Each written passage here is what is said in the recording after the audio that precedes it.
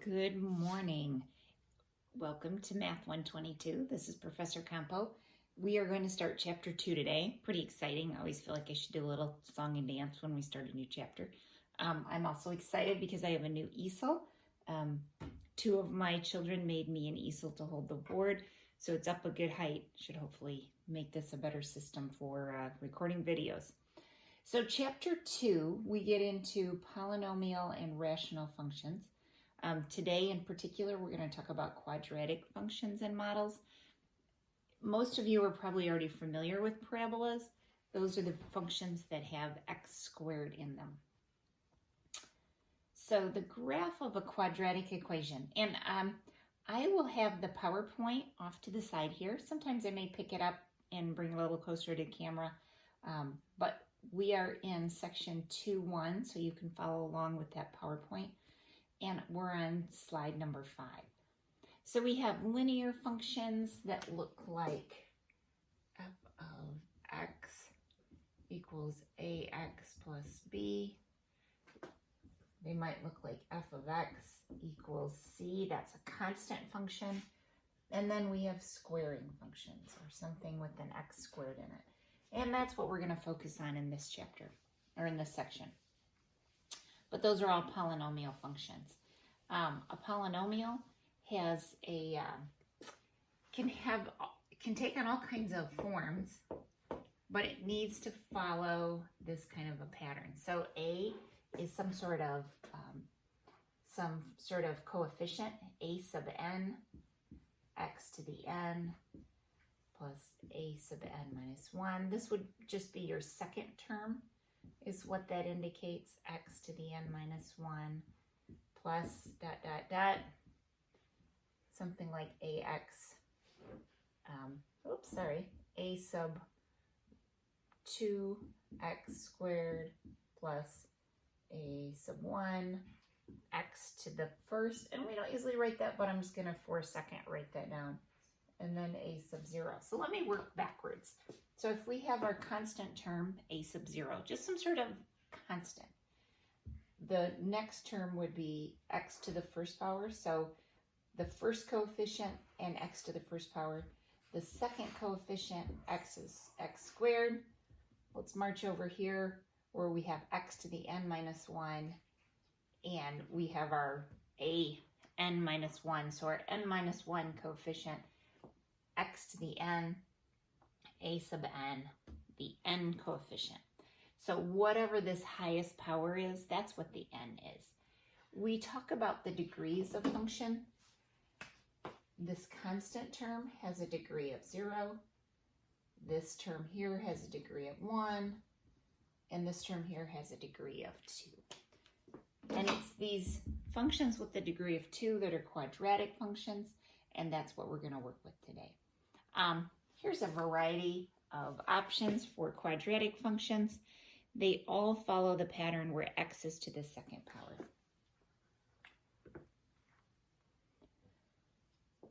We have a standard way of writing a quadratic function, and that's f of x equals a x squared plus bx plus c. And that's our standard form. Those coefficients are important.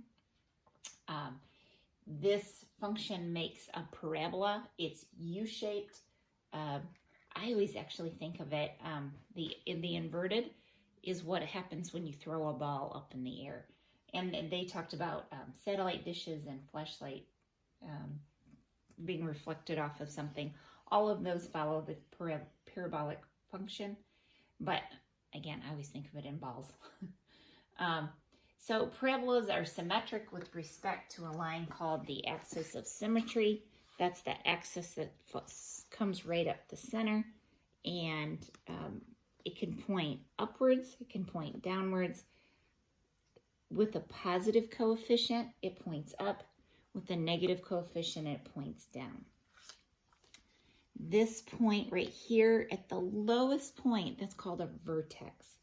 At the highest point, that is also called a vertex. It's where it changes direction. It's one way to think of it, is changing direction. I'm on slide 10 now. So when this leading coefficient is positive, then the graph comes upwards. When it's negative, it's downwards. And again, I don't know that it's as U-shaped, as has a little more panache to it as it goes up and down. We've already talked about y equals x squared, or get rid of some of this.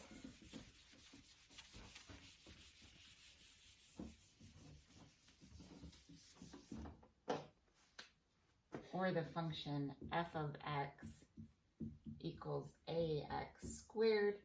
That function right there would open upwards because it has a positive coefficient. And it is centered on the y-axis and has a vertex on the x-axis. So this vertex down here, this place where it changes direction, that is right there in the center at 0, 0. So let's see, we already talked about that slide. Slide 11 does a really nice job of doing that. When it opens up like this point at the bottom is the minimum. Doesn't have a maximum, right? Because these two sides go off into infinity. If it's the other direction, so if I had f of x equals negative ax squared, this is a maximum. So for this vertex is our max. For this one, this is our minimum. And again, if we have a minimum, the sides go up to infinity. If we have a maximum where it opens downwards, then the sides go down to negative infinity. All right. So if we have each function, let's see what would happen. And I'm going to use the laptop just because it has they do a nice job of actually drawing these out, and the proportions are correct. So we've already talked about stretch and shrink. So if it's 1/3, if it's something less than 1, so if it's between 0 and 1, that will shrink it, okay? Because that number is in front of the entire function.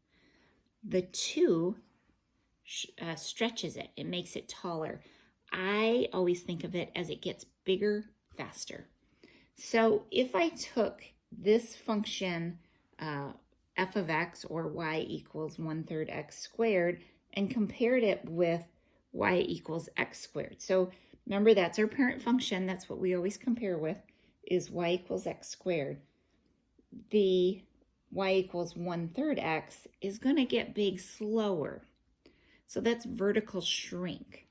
It looks fatter in this picture, and that's a good way to think of it. What happens if I multiply times 2? Well, that inner function is that y equals x squared. The outer function is the inner function is y equals 2x squared. The outer function is the y equals x squared. So again, that outer function is our parent function that we're comparing against. But when I take y equals 2x squared, then it gets big faster. And that's because of that 2 on the outside.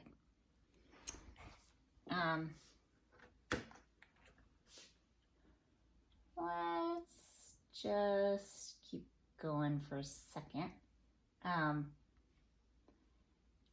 So remember, I guess I'll pop some of that back up. Remember from chapter 1 when we begin to talk about transformations. So y equals f of x plus or minus c. That's inside the function. So if I'm adding c, it moves left. If I'm subtracting it, it moves right.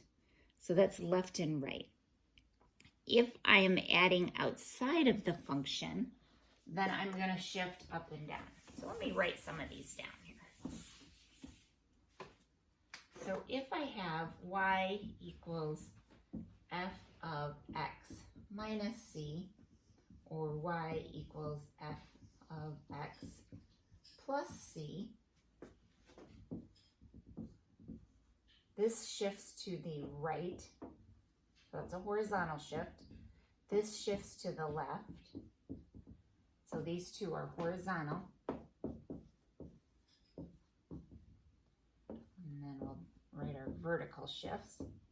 So these, if it's outside of the function, that is up.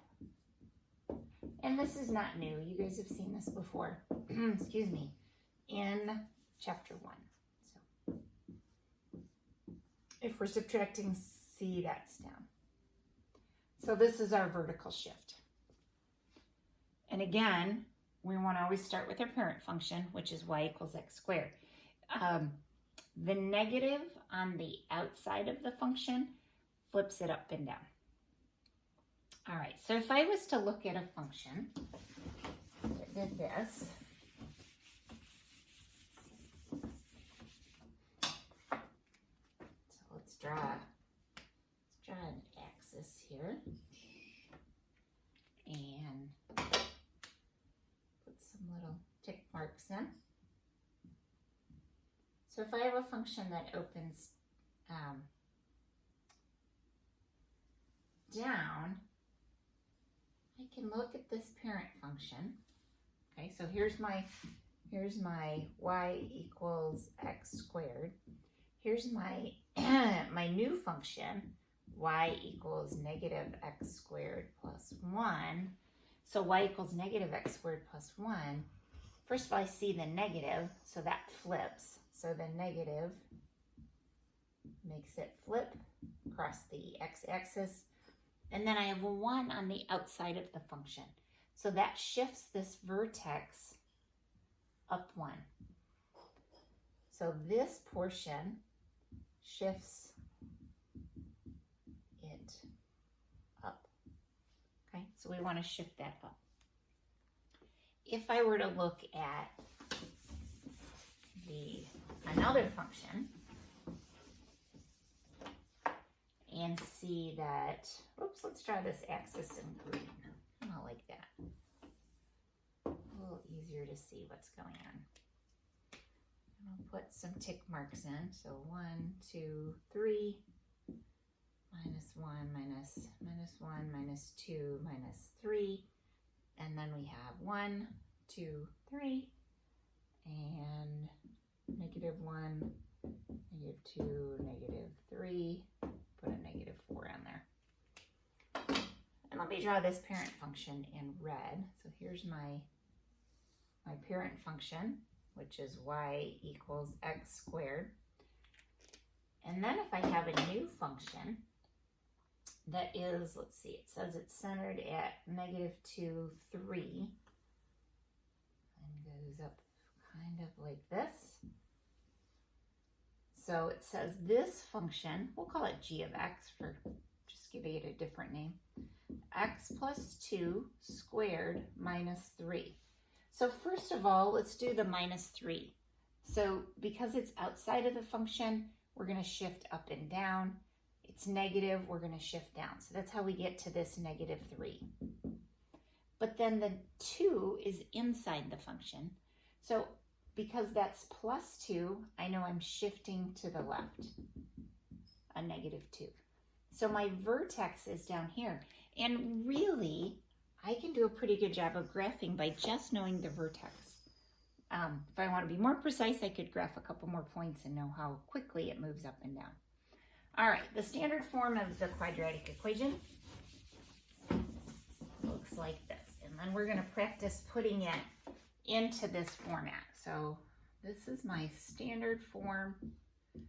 And what's important about this is I can read my vertex right off of this equation. So I can figure out, does it go up or down? So does it hold water or not hold water? And then this h and k actually gives me my vertex. So assuming that a does not equal 0, okay, because otherwise then it's not a quadratic, it's just a constant function. And we have a the line x equals h is going to be the line of symmetry or the axis. And the vertex, here, I'll just write it over here. The vertex is at this point, H, comma, K. And that's my vertex. Again, my vertex is that point at either the top or the bottom where it changes direction. You read this directly off of this standard form. Now, keep track of the signs. You'll see that it's x minus h, and this is plus k. And it follows that same format where adding or subtracting on the outside, adding we shift up, subtracting we shift down. Inside I shift left if this is positive, I shift right if it's negative. So again, this is my vertex. So first of all, we have to do what's called completing the square. And completing the square isn't hard, but you've got to follow a couple rules and keep track of it. So for something that looks like f of x equals 2x squared plus 8x plus 7. So the first thing I need to do is get this 7 out of my way. I also need to take these first two terms and make sure the coefficient of the x squared is 1. So I'm going to rewrite it like this. Leave a little space and then write my 7 down. I need to factor out this 2 right here because I can't have any coefficient on this x squared in order for this process to work. I need to take it out. So I'm going to factor out that 2 plus 4x plus, I'm going to leave a space. So this is how I like to do it. I like to leave a little space. And then I have plus 7 that I brought down. The reason why I left that little space is I am going to add something. I'm going to take this center term, this 4, the coefficient, I'm going to take half of it and then square it. So half of 4 is 2, and then I square it, that's equal to 4. So if I add a 4 on the inside, I need to subtract it from the outside.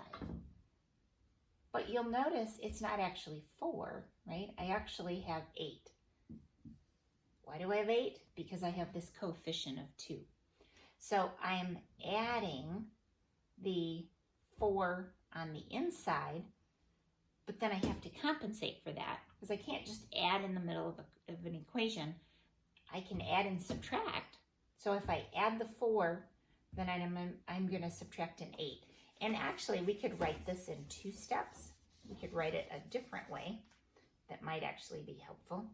If I add 4 on the inside, subtract 4 on the inside, and then I'm going to have my 7 there. So I added and subtracted it inside.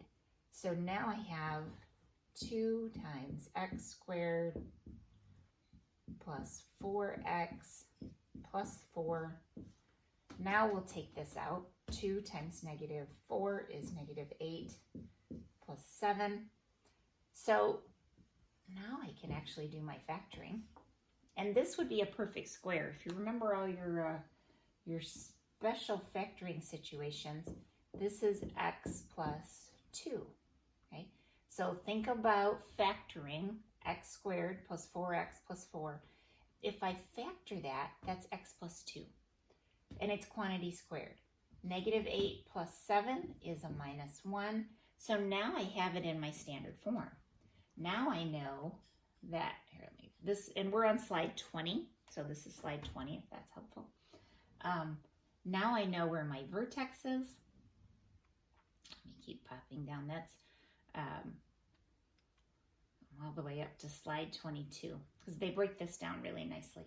So my vertex is this 2 and this 1. So let me pay attention to sign. So we add the 1 on the outside.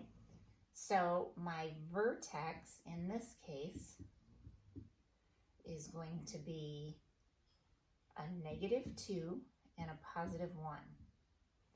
So what you'll notice is both of these appear, whoops, sorry, it's a -1 because that's a plus sign. That's a plus sign, so that one follows the same sign. This one has a negative, so you always have to look at changing that sign. So my vertex is -2, 1, and my axis is whatever this h value is.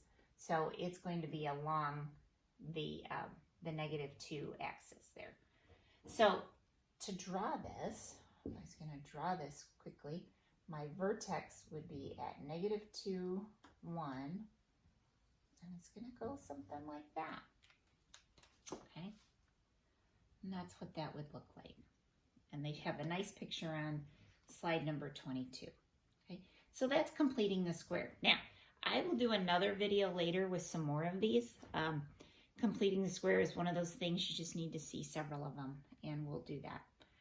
Or if I find a good video, I'll just post that. All right, so that was our,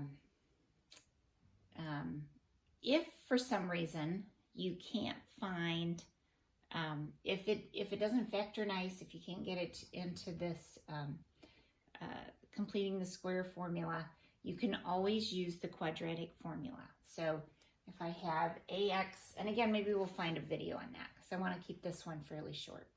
All right, so minimum and maximum values. Let me leave that vertex information there for a second.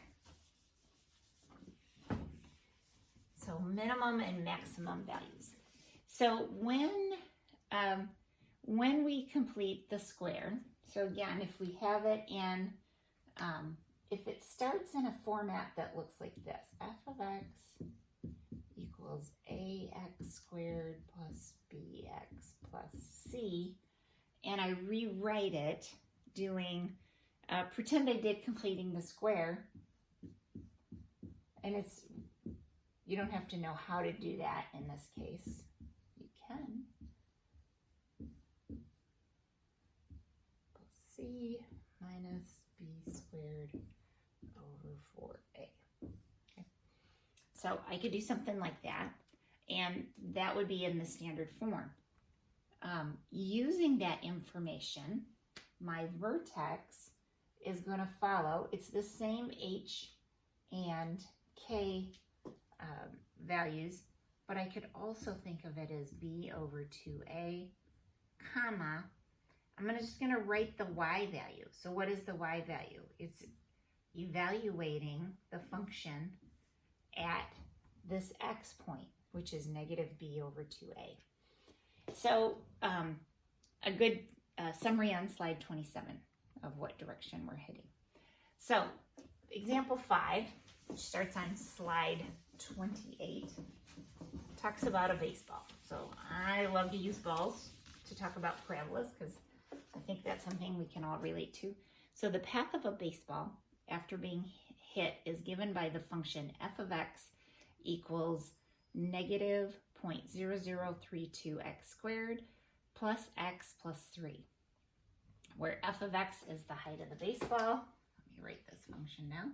F of x equals -0.0032x squared plus x plus 3. So this function tells us the height of the baseball, and that's typical. In this case, they're using feet, and x is a horizontal distance, also in feet. So it's the distance from home plate. It says, what's the maximum height of the baseball? So what's going to happen here? So I have a baseball, and I'm actually going to look from 0, 0, right? So I'm going to go up, up, up, up, up, up, and this baseball's going to come down, right? Baseballs don't go super high typically, or that's called a pop-up. Those aren't very helpful. But it follows some sort of trajectory like that. And if I looked at my formula, we have my a, that's my a term, right? If I looked at ax squared plus bx plus c, that first piece is my ax, My coefficient here is my B, which, by the way, there's a 1 hiding there. And then my C would be the 3. But we don't need that for this formula. We learned on the last couple slides that the X value can be, so this kind of speeds up solving it a little bit, if you can remember this little formula. X equals negative B over 2A. So if I substitute into that, negative 1 over 2 times the 0.0032. We are on slide 29. So when I do that math, I find that the maximum height is going to occur when we're 156.25 feet from home plate. So this X value here is 156.25. If I want to find what that actual height is, I just plug it into the equation, right? So I take this X value, plug it into the equation, and find that my height is 81.125 feet. Okay. All right, so that is the end of this part of the lecture. I will do some equations later on.